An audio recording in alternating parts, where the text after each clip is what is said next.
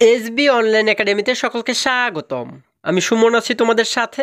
ছোট্ট বন্ধুরা, আজকে আমরা চতুর্থ শ্রেণীর ৮৩ পৃষ্ঠার মধ্যে যে অঙ্কগুলো রয়েছে এগুলোকে সবচেয়ে সহজ নিয়মে কিভাবে করে সমাধান করা যায় এই বিষয়টি শিখব।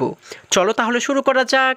বন্ধুরা, আমরা যদি ৮৩ পৃষ্ঠার একদম উপরে লক্ষ্য করি, এখানে শুরুতেই বলা হয়েছে ১০০ পর্যন্ত মৌলিক সংখ্যাগুলো নিম্নরূপ। আচ্ছা, ১ থেকে ১০০ পর্যন্ত যে সমস্ত মৌলিক সংখ্যাগুলো রয়েছে সেগুলোর একটি ছক কিন্তু আমরা এখানে দেখতে পাচ্ছি। দেখো, সেগুলো হচ্ছে কি ২, ৩, ৫, ৭, ১১, ১৩ এবং এখানে যতগুলো সংখ্যা আমরা দেখতে পাচ্ছি এই প্রত্যেকটি সংখ্যাই হচ্ছে কি, প্রত্যেকটি সংখ্যাই হচ্ছে এক একটি মৌলিক সংখ্যা। আচ্ছা, আমরা কিন্তু এর আগের পৃষ্ঠাতে শিখেছিলাম যে মৌলিক সংখ্যা কি। মৌলিক সংখ্যা হচ্ছে সেই সমস্ত সংখ্যা যে সমস্ত সংখ্যাগুলোকে আমরা ১ দ্বারা ভাগ করতে পারবো এবং ওই সংখ্যা দ্বারা ভাগ করতে পারবো, এছাড়া আর কিছু দ্বারাই আমরা ভাগ করতে পারবো না। যেমন দেখো, আমরা যদি উদাহরণস্বরূপ এখান থেকে একটু লক্ষ্য করে দেখো, যেমন আমরা দেখতে পাচ্ছি এখানে রয়েছে ১৭, তাই না? এই ১৭কে কিন্তু আমরা ১ দ্বারা ভাগ করতে পারবো এবং ১৭ দ্বারা ভাগ করতে পারবো, এছাড়া আর কিছু দ্বারাই ওকে আমরা ভাগ করতে পারবো না। এরপরে রয়েছে কত, ১৯, ২৩, এরকমভাবে প্রত্যেকটি সংখ্যা। এখানে যেমন দেখো আমরা দেখতে পাচ্ছি ২৯, তার মানে এই ২৯কেও কিন্তু আমরা ১ দ্বারা ভাগ করতে পারবো এবং ২৯ দ্বারা ভাগ করতে পারবো। ঠিক আছে, অর্থাৎ যে সমস্ত সংখ্যাকে ১ দ্বারা ভাগ করা যায় এবং ওই সংখ্যা দ্বারা ভাগ করা যায় সেই সমস্ত সংখ্যাগুলোকে বলা হয় হচ্ছে মৌলিক সংখ্যা। আশা করি সকলেই তোমরা খুবই সহজেই বিষয়টি বুঝতে পেরেছো। তাহলে এই প্রত্যেকটি সংখ্যাই হচ্ছে কি এক একটি মৌলিক সংখ্যা। ঠিক আছে। আচ্ছা, এরপরে যদি আমরা আরেকটু নিচে লক্ষ্য করি, দেখো এখানে দেখো আমাদেরকে বলা হয়েছে আমরা কেন মৌলিক সংখ্যা ও যৌগিক সংখ্যা শিখব। আচ্ছা, আমরা তো মৌলিক সংখ্যা সম্পর্কে শিখেছি, তাই না? মৌলিক সংখ্যা হচ্ছে সেই সমস্ত সংখ্যা যে সংখ্যাগুলোকে ১ দ্বারা এবং ওই সংখ্যা দ্বারা ভাগ করা যায় এবং অন্য কোনো সংখ্যা দ্বারা ভাগ করা যায় না, সেগুলোকে বলা হয় হচ্ছে মৌলিক সংখ্যা। তাহলে যৌগিক সংখ্যা কি? যৌগিক সংখ্যা হচ্ছে কি, মৌলিক সংখ্যা বাদে যে সমস্ত সংখ্যাগুলো রয়েছে সেগুলোই হচ্ছে কি যৌগিক সংখ্যা। ঠিক আছে। আচ্ছা, যেমন দেখো এখানে আমরা কিন্তু ১ থেকে ১০০ পর্যন্ত মৌলিক সংখ্যাগুলো দেখতে পাচ্ছি, তাই না? তাহলে এইগুলো ছাড়া আর যে সংখ্যাগুলো রয়েছে সেগুলোই হচ্ছে কি যৌগিক সংখ্যা। তাহলে যৌগিক সংখ্যাকে কিন্তু অনেক সংখ্যা দ্বারাই ভাগ করা যায়। ঠিক আছে। যেমন দেখো, আমরা যদি মনে করো ধরে নেই হচ্ছে ১২, এই দেখো ১২, ১২ একটি কী সংখ্যা? ১২ কিন্তু একটি যৌগিক সংখ্যা। কীভাবে? দেখো, ১২কে কিন্তু আমরা ১ দ্বারা ভাগ করতে পারবো, কারণ আমরা জানি ১ দ্বারা যদি আমরা ভাগ করি তাহলে কিন্তু আমরা পাবো হচ্ছে ১২ একে ১২, অর্থাৎ ১ দ্বারা আমরা ১২কে ভাগ করতে পারবো। এরপরে ২ দ্বারাও আমরা ১২কে ভাগ করতে পারবো, কারণ আমরা জানি ৬ × ২ = ১২। ৩ দ্বারাও কিন্তু ১২কে ভাগ করতে পারবো, কারণ হচ্ছে কি, দেখো আমরা যদি ৩-এর ঘরে নামতে পারি তাহলে আমরা পাবো ৩ × ১২। এরপরে ৪ দ্বারাও আমরা ১২কে ভাগ করতে পারবো, কারণ আমরা জানি ৪ একে ৪, ৪ × ২ = ৮, ৩ × ১২, তাই না? এরপরে ৬ দ্বারাও আমরা ১২কে ভাগ করতে পারবো। দেখো কতগুলো সংখ্যা দ্বারা আমরা ১২কে ভাগ করতে পারি। ৬ দ্বারা ১২কে ভাগ করতে পারবো কীভাবে? কারণ আমরা জানি ৬ × ২ = ১২। আবার ১২ দ্বারাও কিন্তু ১২কে আমরা ভাগ করতে পারবো, কারণ আমরা জানি ১২ একে ১২। তার মানে এই ১২কে আমরা কতগুলো সংখ্যা দিয়ে ভাগ করতে পারছি দেখো। তা যেহেতু আমরা ১২কে অনেকগুলো সংখ্যা দ্বারা ভাগ করতে পারছি, যার কারণে এটি হচ্ছে কি, এদিকে কিন্তু আমরা সহজে বলতে পারি এটি হচ্ছে যৌগিক সংখ্যা, তাই না? কারণ মৌলিক সংখ্যাকে শুধুমাত্র ১ দ্বারা ভাগ করা যাবে এবং ওই সংখ্যা দ্বারা ভাগ করা যাবে, আর কোনো সংখ্যা দ্বারা ভাগ করা যাবে না। কিন্তু যৌগিক সংখ্যাগুলোকে কিন্তু অনেক সংখ্যা দ্বারা ভাগ করা যাবে। আশা করি সকলেই তোমরা বুঝতে পেরেছো। এবারে দেখো, যদি আমরা একটু নিচে লক্ষ্য করি, এখানে বলা হয়েছে কি কেন আমরা মৌলিক সংখ্যা ও যৌগিক সংখ্যা শিখব। কারণ আমরা যৌগিক সংখ্যাকে মৌলিক সংখ্যার গুণনীয়কে, দেখো একটু এই ব্র্যাকেটের মধ্যে আমাদের বলা হয়েছে মৌলিক গুণনীয়ক, বিভক্ত করতে পারি। অন্যভাবে বলা যায় যে মৌলিক সংখ্যার গুণ দ্বারা যৌগিক সংখ্যা গঠন করা যায়। মৌলিক সংখ্যা হচ্ছে সকল সংখ্যা গঠনের মূল ভিত্তি। আচ্ছা, এই কথাটি কিন্তু খুবই গুরুত্বপূর্ণ। দেখো এখানে বলা হয়েছে মৌলিক সংখ্যা হচ্ছে সকল সংখ্যা গঠনের মূল ভিত্তি, অর্থাৎ যে কোনো সংখ্যা গঠনের জন্য আমাদের কিন্তু মূল ভিত্তি বলা হয়েছে কাকে? মূল ভিত্তি বলা হয়েছে কিন্তু মৌলিক সংখ্যাকে। অর্থাৎ মৌলিক সংখ্যা ব্যবহার করে আমরা কিন্তু যে কোনো সংখ্যা তৈরি করতে পারি। ঠিক আছে। দেখো কিভাবে, আমরা যদি একটু নিচে লক্ষ্য করি, এখানে দেখো এখানে কিন্তু আমাদের বলা হয়েছে উদাহরণ, অর্থাৎ আমাদের একটি উদাহরণের মাধ্যমে এখানে এটি বোঝানো হয়েছে। আমরা লক্ষ্য করলে এখানে দেখতে পাচ্ছি এই যে ছেলে শিশুটি রয়েছে সে বলেছে ২, ৩, 5, 7 ও 11 হচ্ছে মৌলিক সংখ্যা। এই যে সংখ্যাগুলো আমরা দেখতে পাচ্ছি এগুলো হচ্ছে কি, এই প্রত্যেকটি কিন্তু মৌলিক সংখ্যা, তাই না? এগুলোকে কিন্তু শুধুমাত্র আমরা 1 দ্বারা ভাগ করতে পারবো এবং এই সংখ্যাগুলো দ্বারা ভাগ করতে পারবো, আর কোনো সংখ্যা দ্বারা ভাগ করতে পারবো না।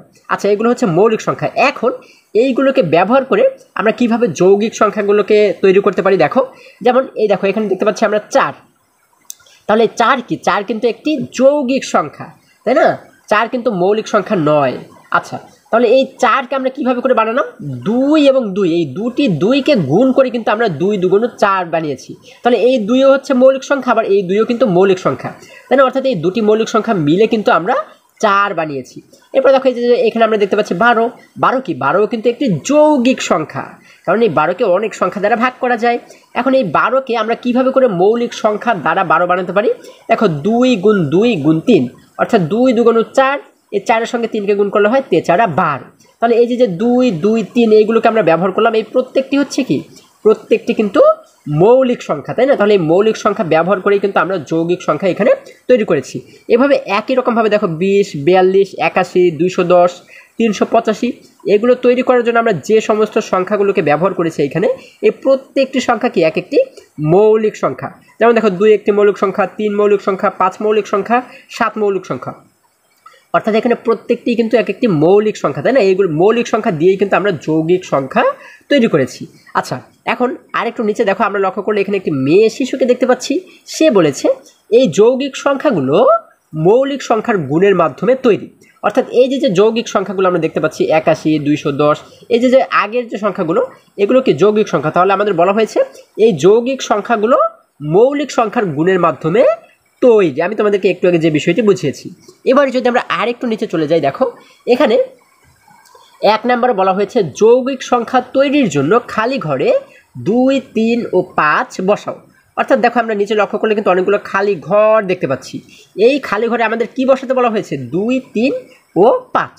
এই 2, 3 এবং 5 এগুলোকে বসিয়ে আমাদের কিন্তু যৌগিক সংখ্যা তৈরি করতে বলা হয়েছে। দেখো কি যৌগিক সংখ্যা আমরা তৈরি করব? আমাদের কিন্তু দেওয়া রয়েছে, দেখো শুরুতে দেওয়া রয়েছে 6, অর্থাৎ আমরা এখানে 6 বানাবো। এই খালি ঘরে আমরা কি করব? 2, 3 অথবা 5 এগুলোকে বসিয়ে আমরা বানাবো কত? আমরা বানাবো কিন্তু 6। দেখো আমরা 6 কীভাবে করে বানাতে পারি? আমরা যদি একটি 2 নেই, দেখো এখানে যদি আমরা একটি 2 নেই, 2 এর সাথে কতকে গুণ করলে দেখো মাঝখানে কিন্তু একটি গুণ চিহ্ন দেখতে পাচ্ছি, অর্থাৎ 2 এর সঙ্গে কতকে গুণ করলে 6 হয়। আমরা যদি 2 এর সঙ্গে যদি আমরা এই 3কে নেই, তাহলে 3 এদিকে যদি আমরা বসাই, তাহলে দেখো 2 এবং 3 মিলে হয়ে যাবে 3 2 6। আমরা কিন্তু এই যৌগিক সংখ্যাটাকে বানিয়ে ফেললাম। দেখো কত সহজ। এরপর যদি আমরা দেখো এখানে 2 নম্বরে লক্ষ্য করি, এখানে বলা হয়েছে 8। এবারে কিন্তু এই 3টি ঘরে এই খালি ঘরগুলো পূরণ করে আমাদের 8 বানাতে হবে, তাই না? এখন আমরা যদি শুরুতে দেখো একটি 2 নেই, আমরা একটু 2 নিলাম, এরপর 2 এর সঙ্গে যদি আমরা এখানে কত নিতে পারি? আমরা যদি 3 নেই, তাহলে 3 2 6 হয়ে যাবে। 6 এর সাথে আবার যদি আমরা এখানে 2ও নেই, দেখো তাহলে কিন্তু 6 2 12 হয়ে যাবে, অর্থাৎ 8-এর চেয়ে অনেক বড় হয়ে যাবে। আমাদের কিন্তু সর্বমোট এই 3টি সংখ্যা মিলে কিন্তু 8 বানাতে হবে, তাই না? তাহলে 2 এর সঙ্গে আমরা আর কতকে গুণ করতে পারি? 2 এর সঙ্গে আমরা আবারও যদি 2কে নেই, দেখো 2 এবং 2কে গুণ করলে হয় 2 2 4। আমরা এখন পর্যন্ত বানালাম 4। এখন আমাদের বানাতে হবে কত? 8।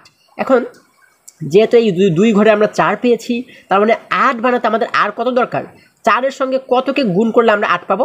আমরা জানি 4 একে 4, 4 2 8, অর্থাৎ এই 4 এর সঙ্গে যদি আরও 2কে গুণ করি তাহলে কিন্তু 8 হয়ে যাবে। যার কারণে এই খালি ঘরেও কিন্তু আমরা লিখে দেবো আরও একটি 2। তাহলে দেখো এই 2কে আমরা 3 বার ব্যবহার করলাম। দেখো এখন কত হলো? 2 এবং 2কে গুণ করলে হয় 2 2 4, এই 4 এর সঙ্গে আরও 2কে গুণ করলে হয় 4 2 8। আমরা কিন্তু 8 এখানে পেয়ে গেছি, তাই না?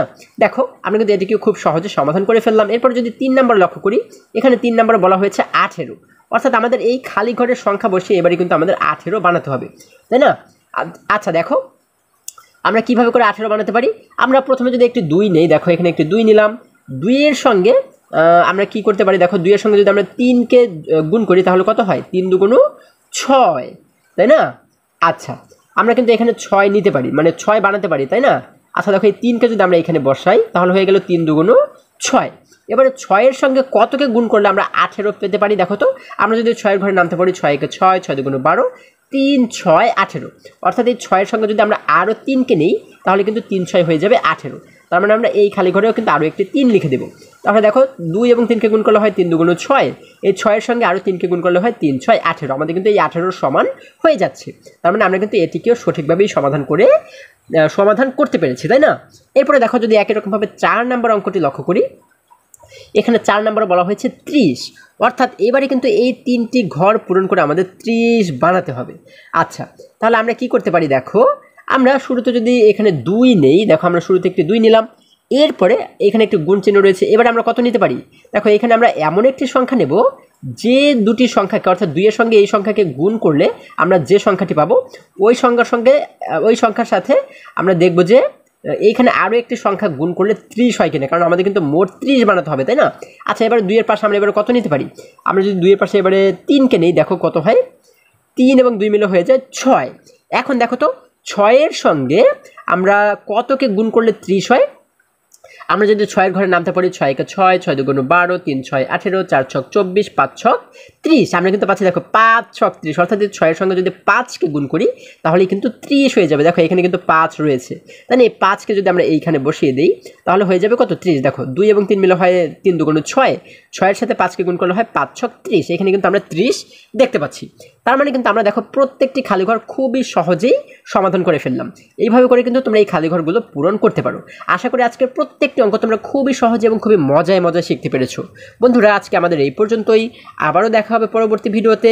আর হ্যাঁ, তোমরা যদি আমার চ্যানেলে নতুন হয়ে থাকো তাহলে এখনই চ্যানেলটি সাবস্ক্রাইব করে পাশে থাকো, যেন আমার যে কোনো ভিডিও আপলোড করার সাথে সাথে খুব সহজেই তোমরা সেটি পেতে পারো। সকলে ভালো থাকো, সুস্থ সবল থাকো, এই কামনা করে শেষ করছি। ধন্যবাদ সকলকে।